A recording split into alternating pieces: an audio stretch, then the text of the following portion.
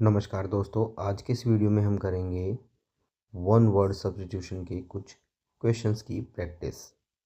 पहला है a person with a long experience of N occupation, यानी कि ऐसा व्यक्ति जिसको किसी काम धंधे का बहुत लंबा एक्सपीरियंस है, तो उसको क्या बोलेंगे। यहाँ पर ऑप्शन दिए गए हैं। पहला है वेटरन यानी अनुभवी या वयोवृद्ध, जीनियस यानी प्रतिभाशाली, सीजन्ड यानी अनुभवी या प्रशिक्षित, और एम्बीडेक्स्ट्रस मतलब जो दोनों हाथों का प्रयोग कर सके। दोनों हाथों का प्रयोग कर सके मतलब जो दोनों हाथों से लिख सकता है, उसको हम बोलते हैं एम्बीडेक्स्ट्रस। तो अब यहाँ पर पूछा गया है कि जिसको लॉन्ग एक्सपीरियंस है किसी काम धंधे का, उसको क्या बोलते हैं। तो इसका सही जवाब होगा वेटरन, अनुभवी। अब यहाँ पर सीजन्ड भी अनुभवी होता है, लेकिन जो सीजन्ड होता है वो एक, उसको भी हम एक्सपीरियंसड ही बोलते हैं। लेकिन यहाँ पर ये जो लॉन्ग एक्सपीरियंस है, ठीक है, जिसको लंबा एक्सपीरियंस होगा, उसको हम बोलेंगे वेटरन। अगला है words written on a tomb. Option A दिया गया है एपिथेट यानी उपाधि, एपिग्राफ यानी शिलालेख, सोलिलक्वी यानी स्वगत भाषण यानी अपने आप से बातचीत, उसको बोलते हैं सोलिलक्वी। उसके बाद है एपिटैफ यानी समाधि लेख।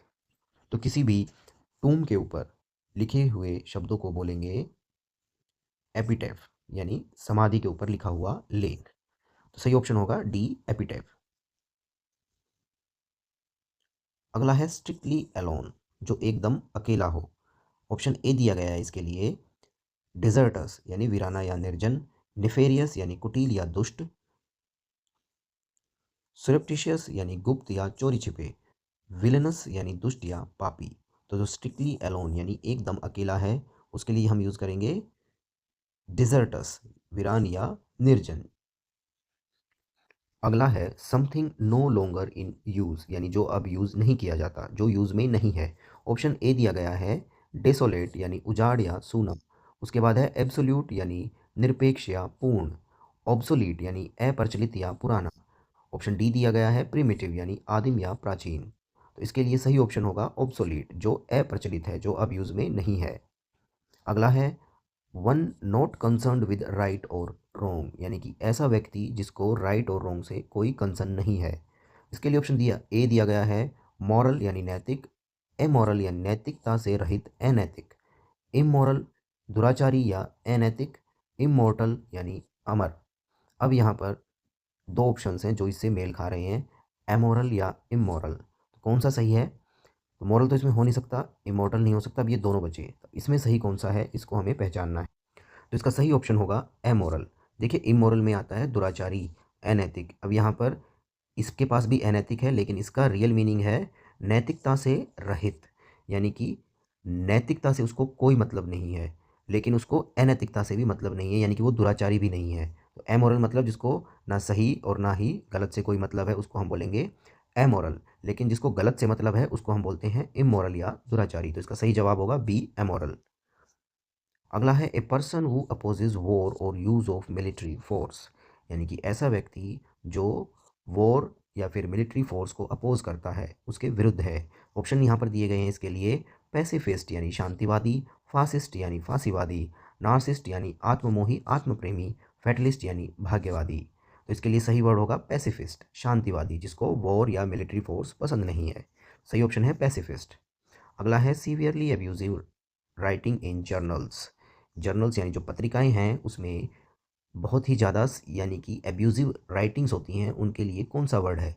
ऑप्शन ए दिया गया है इमेजिनरी यानी काल्पनिक, स्पेक्युलेटिव यानी सट्टा संबंधी या अनुमानात्मक। उसके बाद है स्किरुलस यानी अपमानजनक या अश्लील, सार्कास्टिक यानी कि व्यंग्यात्मक। तो इसका सही जवाब होगा स्किरुलस यानी अपमानजनक।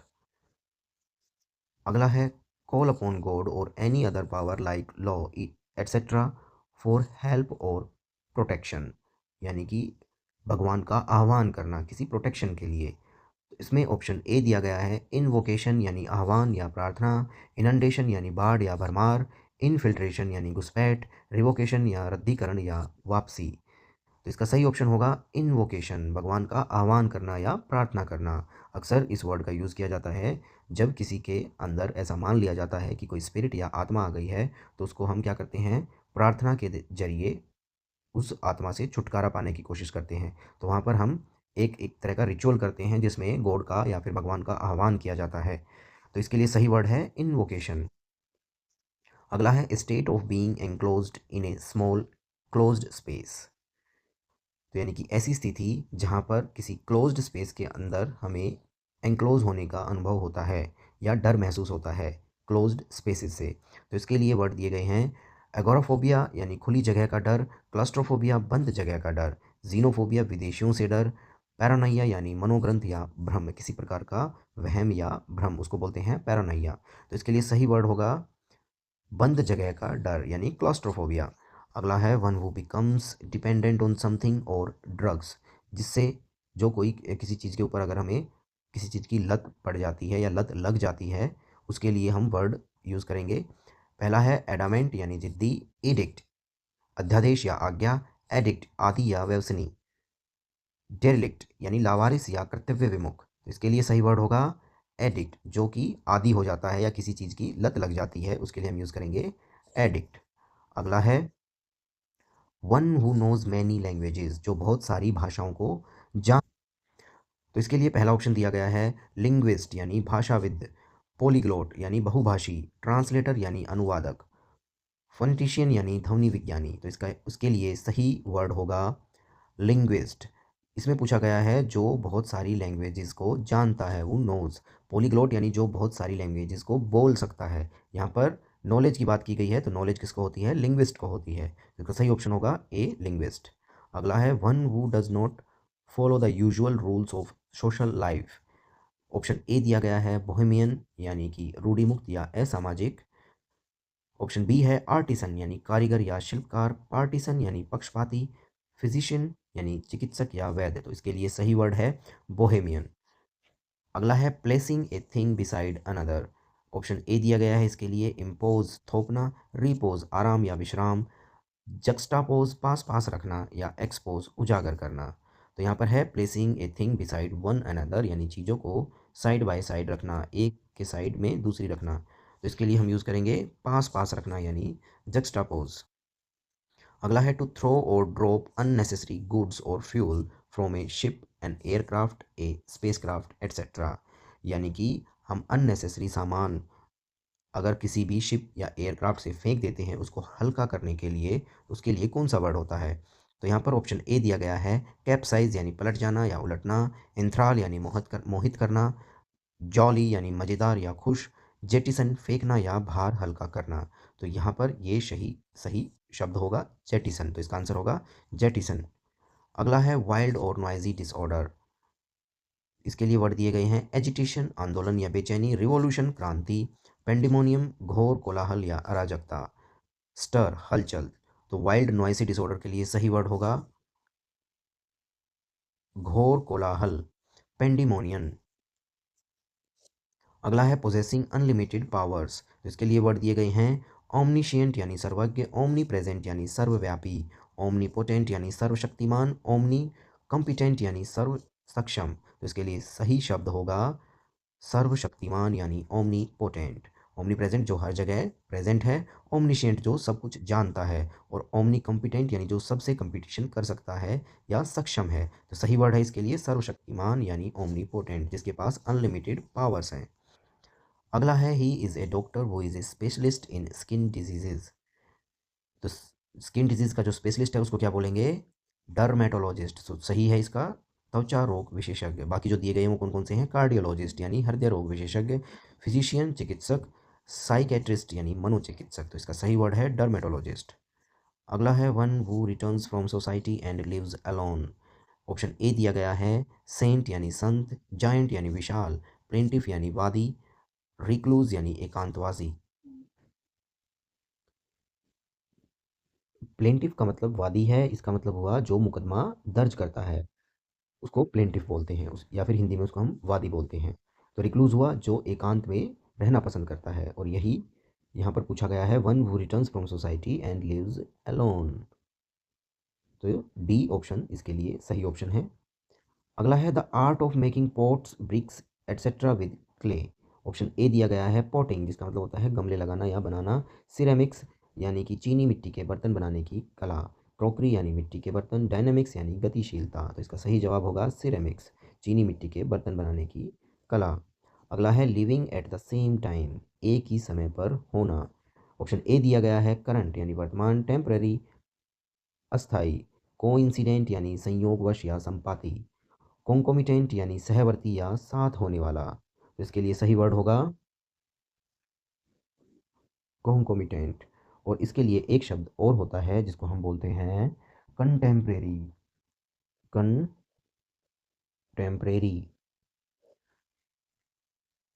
तो living at the same time के लिए हम यूज़ कर सकते हैं कंटेम्प्रेरी, और यहाँ पर अगर ये कॉन्कोमिटेंट दिया गया है तो सही वर्ड होगा कॉन्कोमिटेंट।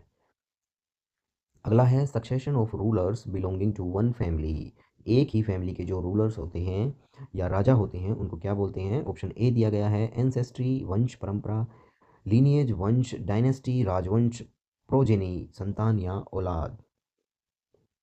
तो इसका सही वर्ड है राजवंश, क्योंकि बात राजा की गई है, तो डायनेस्टी।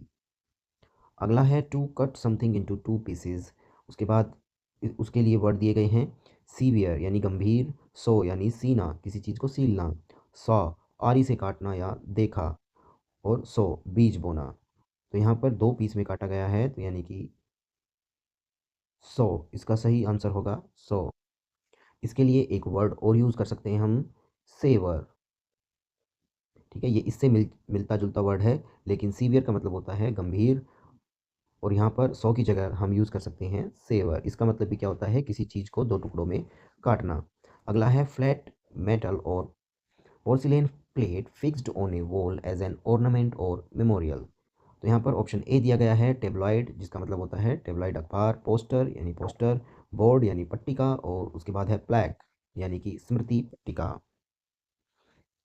तो दीवार के ऊपर जो हम ऑर्नामेंट लगाते हैं उसको हम बोलते हैं प्लैक यानी स्मृति पट्टिका। तो सही जवाब होगा ऑप्शन डी। अगला है act of deceiving somebody in order to make money, किसी को धोखा देना पैसे कमाने के लिए। ऑप्शन ए दिया गया है फ्रॉड धोखाधड़ी, रॉबरी डकैती, पिक पॉकेट यानी जेब कतरा या जेब कतरी, थेफ्ट यानी चोरी। तो इनमें से सबसे सही वर्ड है इसके लिए ऑप्शन ए फ्रॉड धोखाधड़ी। अगला है इन नेम टर्म और speech addressed to the spectators after the conclusion of a drama. Option A दिया गया है प्रोलॉग यानी प्रस्तावना, एपिलॉग यानी उपसंहार, फिर एपिलॉग है, यहाँ पर एक ही ऑप्शन रहेगा। उसके बाद है मोनोलॉग यानी एकाधिकार। तो इसका सही जवाब होगा एपिलॉग, इसका मतलब होता है उपसंहार, यानी कि एक ऐसा स्पीच जो कि किसी ड्रामे के कंक्लूजन यानी कि बाद में स्पेक्टेटर्स को दिया जाता है, तो उसके लिए यूज होगा एपिलॉग। अगला है capable of being understood in either of two or more possible senses and therefore not definite, यानी कि किसी चीज़ को अगर दो मतलब निकल के आ रहे हैं, और या फिर कोई ऐसा स्पीच या स्टेटमेंट है जिसको समझना मुश्किल है क्योंकि उसके दो मतलब निकल के आ रहे हैं, तो उसको क्या बोलेंगे। ऑप्शन ए दिया गया है एम्फीबियस यानी उभयचर, एम्बिगुअस यानी अस्पष्ट या संदिग्ध, एमोरफस यानी अनाकार या निराकार, कंफ्यूजिंग यानी भ्रामक। तो इसके लिए जो वर्ड है वो है एम्बिगुअस, यानी कि जो चीज़ क्लियर नहीं है, जिसके एक से ज़्यादा मतलब निकल कर आ रहे हैं। उसके बाद है ए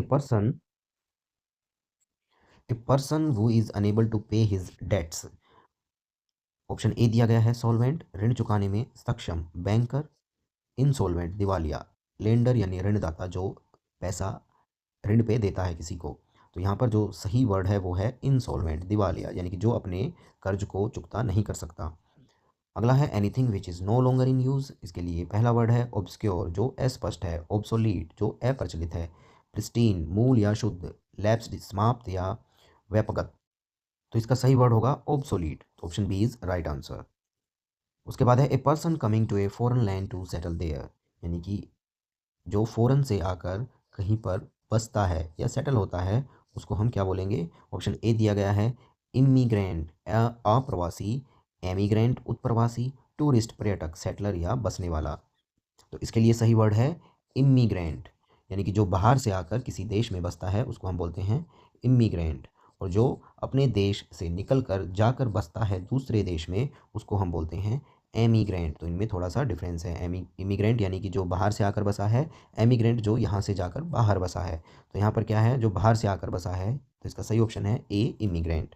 अगला है something capable of being done, तो ऑप्शन ए है प्रोबेबल संभावित, ऑप्शन बी है फिजिबल यानी संभव या व्यवहारिक, ऑप्शन सी टिनेबल यानी समर्थनीय या युक्ति युक्त, ऑप्शन डी है एक्सप्लिकेबल समझा जा सकने वाला, तो something capable of being done यानी कि जो व्यवहारिक है, तो option B is right answer.